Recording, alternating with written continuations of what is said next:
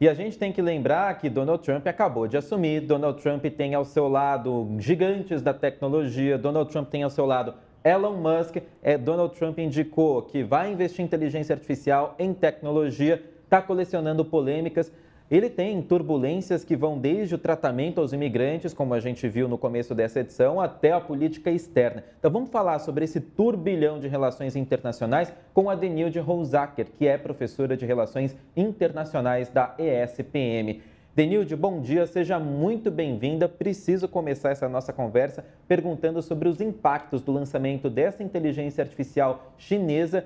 Qual o impacto disso nos Estados Unidos, considerando especialmente o fato de que nós estamos no começo do mandato de alguém com as características de Donald Trump, que está com muita gente, várias big techs junto com ele e tem como integrante do seu governo Elon Musk. Como fica agora diante desse cenário de perda, talvez, da hegemonia dos Estados Unidos na inteligência artificial e na tecnologia? Bom dia, Rafael. Bom dia, Mariana. Um prazer estar aqui com vocês novamente. Olha, mostra que a competição vai ser na área da tecnologia entre China e Estados Unidos. E o impacto aqui vai ser provavelmente, né, se a gente olhar o que o Trump vem fazendo em termos de ameaça, é ampliar ameaças com relação à China em outras áreas que eles sabem que a China ainda é muito dependente, também dos Estados Unidos, né? Tem uma interdependência muito forte entre os dois países e isso faz aí com que o Trump utilize, né, os seus recursos em termos de atuação para pressionar a China, né, em outras áreas e demonstrar que os Estados Unidos têm capacidade de atuação também. Tá? O impacto, ele já, se a gente olhar para o anúncio que foi feito na semana passada, pelo próprio discurso dele de que iria ampliar a atuação americana em áreas de tecnologia e investimento, isso já indicava que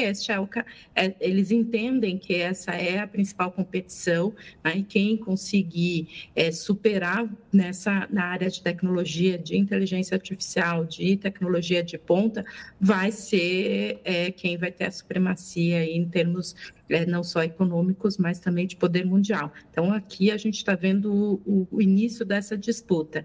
Ele diminuiu o tom na semana passada, mas o Trump é imprevisível. Então, a possibilidade de voltar a fazer, junto à China, pressão é bastante grande, ou fazer em aliados chineses também. Então, também aí a gente vai ver essa atuação do próprio Trump. Em termos para o Elon Musk, mostra também aí que os seus interesses, né, e a sua atuação frente à China também está sendo colocada em xeque. Aí a gente tem que lembrar que dentro do governo americano da própria transição do Trump, tem um grupo que defende que é preciso ser duro, que precisa ser muito mais contundente na relação com a China, e um outro grupo que era o próprio Elon Musk, colocando que os interesses econômicos e a interdependência com a China teria que ser vista com uma certa cautela, né, porque impactaria os interesses das empresas americanas que produzem na China. Então, agora a gente vai ver qual vai ser o grupo que, de fato, vai conseguir ser o principal aí conselheiro do Trump e vai indicar qual vai ser a posição. Mas para o mundo torna aí também uma perspectiva de que a gente pode ter aí mais surpresas a partir dessa semana e dessas posições em termos de capacidade aí dos dois principais países no mundo. Denise, obrigada por estar aqui de novo com a gente. Então, pegando essa questão que você estava falando no final, porque do ponto de vista... Tudo bem? Do ponto de vista... o discurso do Trump é um discurso muito de afirmação da indústria e da empresa norte-americana, de pegar... o nacionalismo é um recorte muito forte e é associado diretamente aos negócios. Então, são negócios norte-americanos que ele quer reforçar. Isso, quando a gente pensa nas multinacionais e na expansão que se vê em diversos outros setores, mas particularmente agora, pegando a tecnologia, os ganhos possíveis para as empresas de tecnologia, e inclusive o Elon Musk, em se beneficiar também do desenvolvimento de outras áreas, coloca um pouco em risco isso, né? Então, eu queria te perguntar, tem espaço para afirmação desse discurso do Trump casado com o empresariado americano, ou isso tende a ficar cada vez mais agudo, essa diferença de interesses mesmo, né? Para quem está no ramo da tecnologia, interessa mais ver essa ação da China como uma ação contrária ou ele precisa se adaptar para tentar caminhar junto? Como é que isso você vê esses diferentes interesses mesmo entre ganhar dinheiro e ganhar dinheiro nacional nos Estados Unidos? Olha, bem claro, Mariana, que a defesa do interesse nacional é importante, mas o Trump é um pragmático, né? Então, ele também é um homem de negócios. Então, ele vai usar aí uma política de resultados. Então, ele sabe que ele tem que pressionar em algumas áreas para conseguir ganhos em outras. Ele tem uma pressão que é conseguir trazer a perspectiva de resultados rápidos para o seu eleitorado. Então, essa pressão, a gente está vendo aí uma série de ações para demonstrar que o governo dele é diferente do governo Biden, mas ele tem um problema que ele está usando recursos e ameaças de imposição de tarifas que vão ter impacto na cadeia de suprimentos. Então, a gente sabe que hoje as dependências grande da indústria americana com fornecedores chineses, fornecedores mexicanos, canadenses, né, europeus. Então, isso faz com que tenha uma certa limitação e o que se espera é que alguns setores comecem a colocar o que isso gera de impacto para interno. Então, o setor automobilístico, por exemplo, tem aí um papel importante, porque gera empregos, mas também se o grau de taxação que vai ter de tarifas com relação ao Canadá pode afetar esse setor. Então, ao mesmo a gente viu um setor de farmacêutico, depois da saída da OMS, dizendo, olha, pode ser que a gente perca em acesso à tecnologia e estudos que impactam a indústria farmacêutica também. Então, aqui a gente tem que olhar que cada setor vai se mobilizar, né? São setores, alguns têm um forte lobby que vão colocar aí as suas posições e tentar, pelo menos, diminuir alguns dos impactos internos dessas medidas que vão ser tomadas pelo Trump.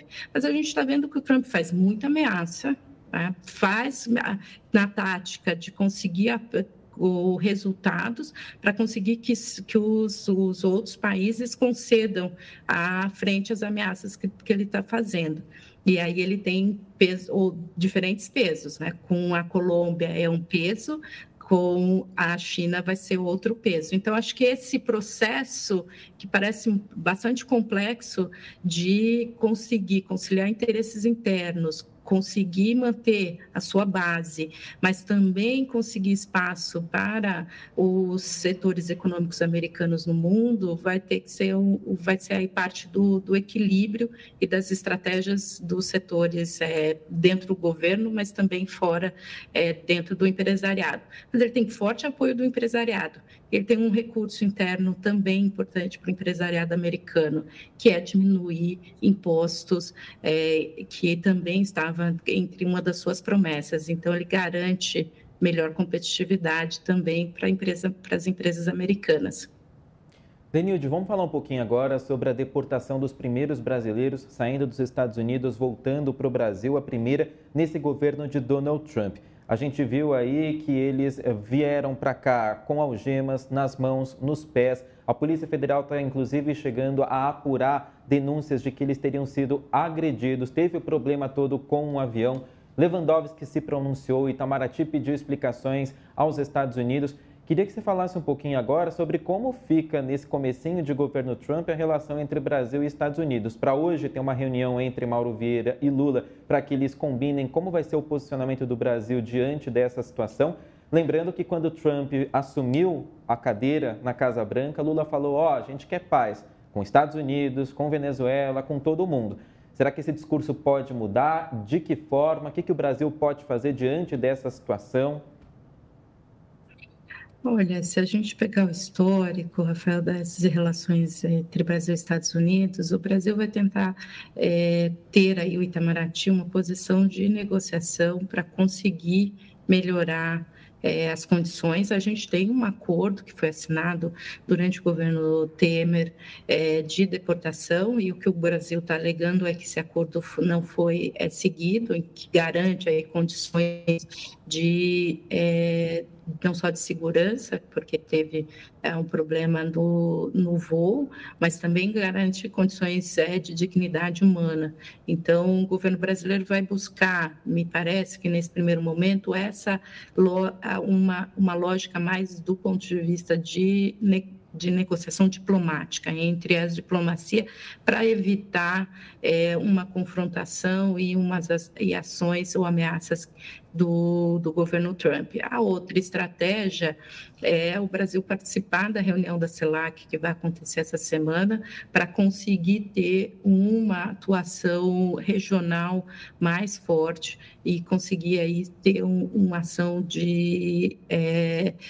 em grupo, coletiva, frente a as posições e as ações americanas. Então, também acho que esse é um outro caminho que pode ser que a diplomacia brasileira siga.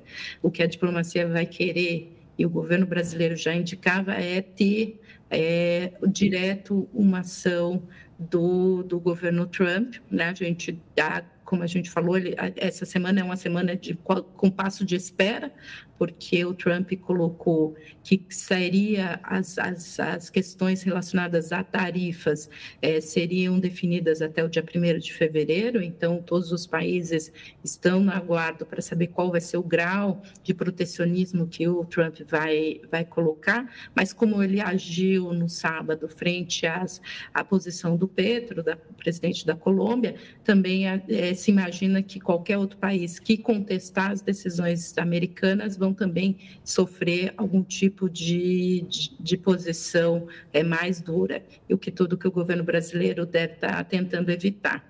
Mas, por outro lado, o governo vai sofrer pressão interna para que tenha uma resposta e consiga aí, pelo menos, ter uma mudança de padrão do governo americano. Então, acho que também parte desse tabuleiro que a gente vê em outros cenários de negociação e tentar conseguir aí ter pelo menos uma situação controlada com relação à relação com os Estados Unidos. Mas, como eu disse antes, o Trump é imprevisível, o Marco Rubio, que é o secretário de Estado, apoia essas posições, acredita que governos de esquerda na região precisam ser pressionados, então isso também entra aí, não só a Colômbia, mas Brasil, Chile, México, nessa lógica de que é preciso ter maior pressão frente a esses governos. Bom, você já falou aí das imprevisibilidades do Trump, você já comentou a primeira semana em termos da guerra comercial, da questão da OMS, da questão da imigração. Queria uma pincelada aí sobre a questão ambiental. Primeira semana do Trump faz o que com o cenário internacional em termos do debate climático?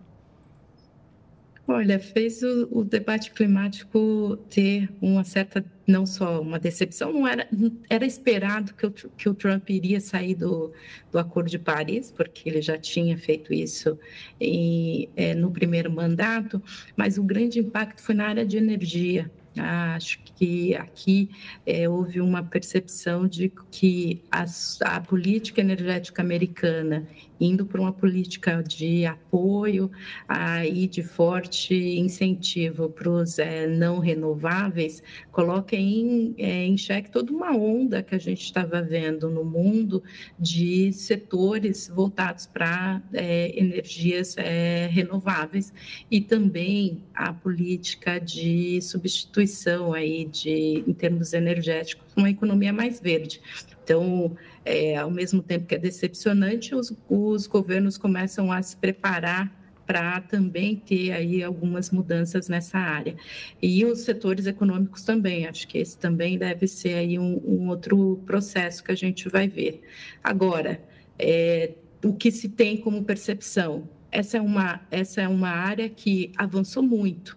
Então, mesmo com a saída americana, outros países vão ganhar peso nessa questão, e aí abre oportunidades para o Brasil, para os países europeus, para a China, que também tem desenvolvido muito nessa área. Então, de certa forma, a expectativa é quanto esses outros governos vão substituir Estados Unidos nessa agenda, não só do ponto de vista de negociação, mas também do ponto de vista de negócios.